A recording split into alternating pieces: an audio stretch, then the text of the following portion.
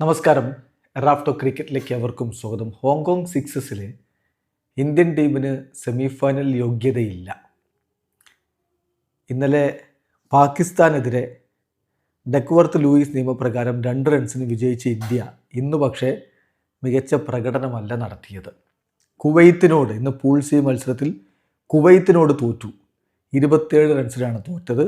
6 ഓവറിൽ Kuwait 106 runs, 5 വിക്കറ്റിന് 106 runs അടിച്ചപ്പോൾ ഇന്ത്യക്ക് 79 റൺസ് അടിക്കാൻ മാത്രമേ കഴിഞ്ഞുള്ളൂ. ഇന്ത്യക്ക് വേണ്ടി റോബിൻ ഉത്തപ്പക്ക് 1 റണ്ണും എടുക്കാൻ പറ്റിയില്ല. അദ്ദേഹം ഡക്കായി, ഗോൾഡൻ ഡക്കായി. പിന്നെ പ്രിയങ്ക് പാഞ്ചൽ 17 റൺസ് അടിച്ചു. ദിനേഷ് കാർത്തിക് 8 റൺസാണ് അടിച്ചത്. അഭിമന്യു മിഥുൻ 26 റൺസും ഷഹബാസ് നദീം 19 റൺസും അടിച്ചു. പക്ഷേ ഇന്ത്യക്ക് വിജയിക്കാൻ കഴിഞ്ഞില്ല. 79 റൺസ് മാത്രം അടിച്ച് 27 റൺസിന് കുവൈത്തിനോട് പരാജയപ്പെട്ടു. അതിന് ശേഷം അടുത്ത മത്സരത്തിൽ ഇന്ത്യക്ക് വീണ്ടും പരാജയമായിരുന്നു.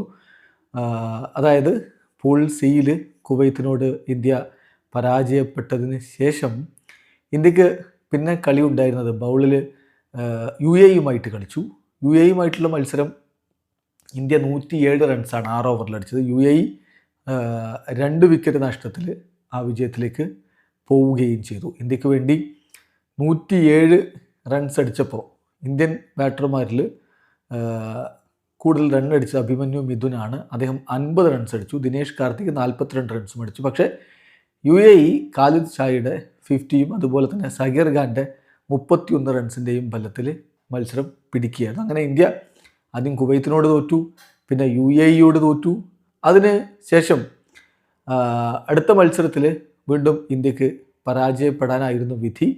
ആ മത്സരം ഇന്ത്യ നേപ്പാളിനോട് പരാജയപ്പെട്ടു. അതായത് ബൗളിലെ 3rd മാച്ചിൽ ഇന്ത്യ നേപ്പാളിനോട് പരാജയപ്പെട്ടു. നേപ്പാൾ 137 റൺസ് അടിച്ചപ്പോൾ മറുപടി ബാറ്റിങ്ങിൽ ഇന്ത്യ 45 റൺസ് മാത്രമാണ് അടിച്ചത്. 92 റൺസിൻ്റെ പരാജയമാണ് നേപ്പാളിനോട് ഏറ്റുവാങ്ങിയത്. ഏതായാലും ഇന്ത്യക്ക് സെമി ഫൈനൽ യോഗ്യതയില്ല. ഇപ്പോൾ ഇന്ത്യക്ക് നാളെ ബൗളിലെ അടുത്ത കളിയുണ്ട്. അടുത്ത കളിയുള്ളത് ശ്രീലങ്കയ്ക്കെതിരെയാണ്. ഏതായാലും സെമി ഫൈനലും ഫൈനലും ഒക്കെ നാളെ നടക്കും. ഇപ്പോൾ ആദ്യ സെമി ഫൈനലിൽ ഓസ്ട്രേലിയ പാകിസ്ഥാനെ നേരിടും. ഇംഗ്ലണ്ട് കുവൈത്തുമായിട്ടാണ് 2ാം സെമി ഫൈനൽ കളിക്കുക.